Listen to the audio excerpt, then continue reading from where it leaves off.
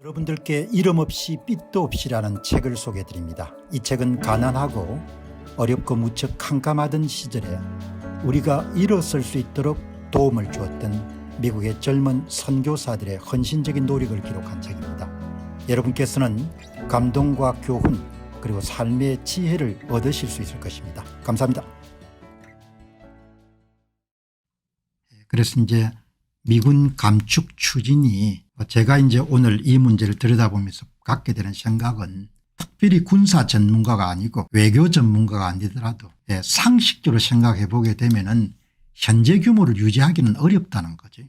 현재 규모를 어려운데 이걸 한번 이제 정리해 보게 되면 트럼프 행정부의 군사 외교 노선의 핵심이라는 것은 아주 간단하게 정리하게 되면은 첫째도 대중억제, 둘째도 대중억제, 셋째도 대중억제책입니다. 대중억제책의 효과 면에서 보게 되면은 평택에 주둔하고 있는 2만 8천 명은 너무 많은 인력인가. 그럼 우리는 어떻게 됩니까? 그건 뭐 한국이 알아서 결정할 문제인 거고. 그래서 제가 미국 입장에 생각을 해보는 것. 이렇게 다른 나라 사람 입장에 자꾸 생각을 해봐야 좀 더 객관적으로 실상을 알 수가 있는 거죠. 대중억제책 차원에서는 2만 8천 명을 일종의 여러분들 해외 주둔 미군 주둔지 가운데 가장 큰 규모거든요.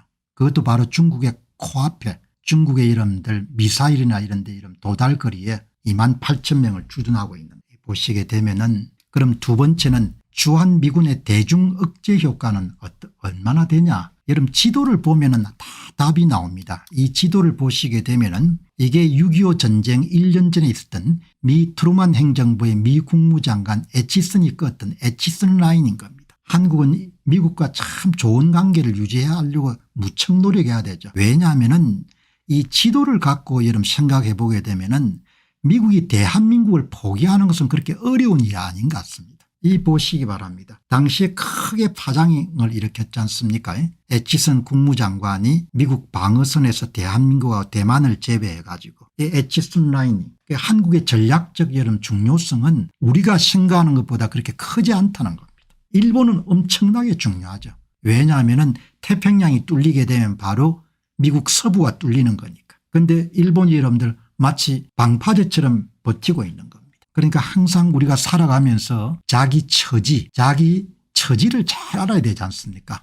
자기를 잘 알아야. 그러니까 한국의 전략적 이런 중요성을 과대평가해 가지고 사사건건 이런 미국하고 이런 다투고 갈구고 이렇게 하게 되면 그냥 철수를 더 많이 할 수 있는 겁니다. 이 여러분들 지도 보면은 그냥 그대로 나오는 겁니다. 지도를 보면은 여기 보시면은 평택 기지는 중국의 가장 근접한 미국 해외 주둔지고 중국의 군사적 확장을 억제하는데 간접적인 기여를 하는 겁니다. 직접적인 기여를 아니고 평택의 2만 8천 명이 우리는 바로 중국의 앞에 여러분들 주둔했기 때문에 진짜 이런 중요한 기지다 이렇게 볼 수 있겠는데 간접적인 기여를 할 수 있는 겁니다. 그리고 이제 유사시에 한국 정부와 조율을 거쳐 가지고 평택 기지에 주둔하고 있는 주한미군을 빼야 되지 않습니까? 이른바 전략적 유연성이 아주 낮은 겁니다. 전략적 유연성이. 그런데 더 큰 위험이 편익은 작고 위험이 엄청나게 큽니다. 그 위험이 뭔가 하니까 평택 기지에 2만 8천 명의 여러분들 군인뿐만 아니고 첨단 장비들이 밀집되어 있기 때문에 그것이 괴멸될 가능성이 굉장히 높은 겁니다. 평택 기지는 세계 최대 해외 미군 기지인데 대규모 병력과 첨단 무기가 집중적이 되어 있기 때문에 전략적 요충진과 동시에 괴멸 가능성이 높은 지역이 되어버리는 겁니다. 그러니까 어마어마한 여러분들 군사작전을 하는 사람들도 마찬가지일 겁니다.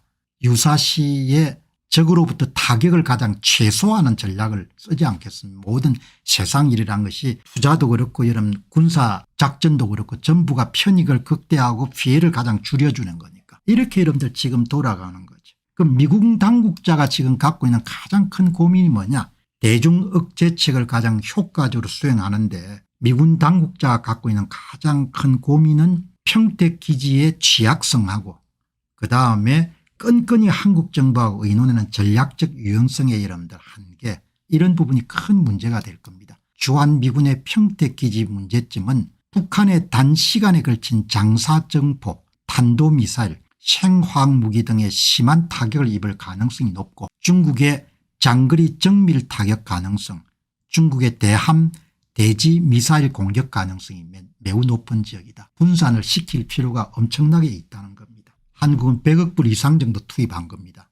평택 기지를 짓는데 이렇게 보시면 좋을 것 같습니다. 그다음 평택 기지는 사드, 패트리엇 등 미사일 방어체제를 갖추고 있고 오산 공군기지와 연계된 공중방어 능력도 보유하고 있지만 그러나 단시간에 걸친 기습 대규모 포화 공격에 취약하고 전시 초기의 집중 타격으로 피해를 보는 것은 불가피할 것으로 본다. 이렇게 여러분들 정리를 할 수 있는 거죠. 그러니까 뭐 군사 전문가나 외교 전문가가 아니더라도 그냥 투자하는 사람 입장에서 포트폴리오 구성을 보게 되면은 한반도에 28,000명을 평택기지에 집중시키는 것은 상당히 여러분들 우둔한 전략인 거죠. 미국 입장에서는. 그렇게 여러분들 정리를 하면은 우리 문제를 좀 더 객관적으로 볼 수가 있을 겁니다. 자, 그럼 미국 입장에서 바라본 주한미군의 감축 문제는 뭐냐? 입장이 명확합니다. 뭐 추론할 필요가 없이 주한미군 일부를 괌이나 사이판이나 디에고 가르시아 등 인도 태평양 지역으로 분산시키면은 평택에 28,000명이 몰려있는 단일 지점에 대한 적으로부터의 타격 가능성을 현저히 줄일 수 있고 무엇보다도 중국의 미사일 공격의 범위를 벗어날 수 있기 때문에 주한미군의 28,000명을 유지할 수는 없다는 거죠. 그러면 이제 줄이는 규모가 얼마나 될 거냐는 여러분들은 달려 있겠지만 줄일 수밖에 없는 상황인가. 그렇게 여러분들 볼 수가 있는 거예요. 특히 괌은 태평양 중심에 위치해 있고 중국 함대의 태평양 진출 차단에 효과적인 장소 가운데 하나고 특히 대만과 남중국해 등 중국과 직접 대치하는 지역에서의 작전 능력을 대단히 강화할 수가 있고 미군이 대중 억제 측에서 가장 필요한 전략적 유연성과 미군의 안전을 강화할 수 있는 측면에서는 대단히 뛰어난 곳이 바로 괌에 재배치하는 것이다. 이렇게 여러분들 딱 이해를 하시면 그냥 되는 거죠. 그러니까 주한미군 감축 문제를 그냥 뭐 군사 전문가한테만 의논할 필요가 없는 겁니다. 상식적으로 딱 생각해 보게 되면 몇 명 줄일 거냐 그게 문제인 겁니다. 그런데 최소한 이제 한국인 입장에서는 줄이는 숫자를 줄이기 위해서 트럼프 행정부하고 여러분들 관세 정책이나 무역 정책에 보조를 맞춰 가지고 좀 적게 줄이는 방법으로 그걸 해야겠죠. 여기 보시게 되면 그러면은 한국 입장에서 바라본 주한미군 감축 문제는 뭐냐. 한국은 주한미군이 어마어마하게 중요하죠. 상징적인 의미도 있고 일종의 인계철선 같은 그런 역할을 하니까 한반도 전쟁 억제력은 낮아지는 거죠.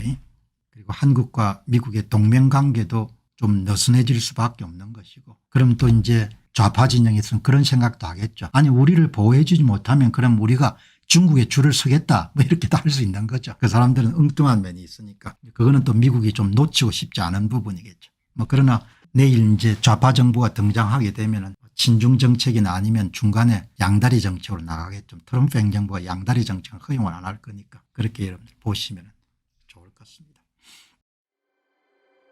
안녕하십니까, 공병호입니다. 그동안 공병호 TV는 선거 공정성 회복과 자유민주주의 체제의 보존과 발전을 위해 노력해왔습니다. 이런 노력들이 지속될 수 있도록 공병호 TV의 정기 후원 프로그램이자 멤버십 프로그램을 소개해드립니다. 뜻 있는 분들의 관심과 동참을 부탁드립니다. 선거 공정성 회복을 위한 노력을 지지하시고 훌륭한 나라 만들기에 동참하시는 시청자분들이시라면 구독 버튼 바로 옆에 있는 가입 버튼을 통해서 정기 후원 프로그램에 가입할 수 있습니다. 가입 버튼을 누르시면 공병호TV의 후원자가 되시게 됩니다. 여러분의 후원이 선거 공정성 회복을 위한 노력에 힘을 더할 수 있을 뿐만 아니라 자유민주주의 체제의 수호를 그리고 발전을 통해 여러분과 후손들의 삶에 빛과 소금이 될 것입니다. 특히 그동안 공병호TV는 선거 공정성 회복을 위한 노력 과정에서 채널 성장에 제약이 가해지는 불이익을 감수해왔고 지금도 그런 불이익이 계속되고 있습니다. 그럼에도 불구하고 너무나 중대한 문제이기 때문에 공병호TV의 노력은 계속될 것입니다.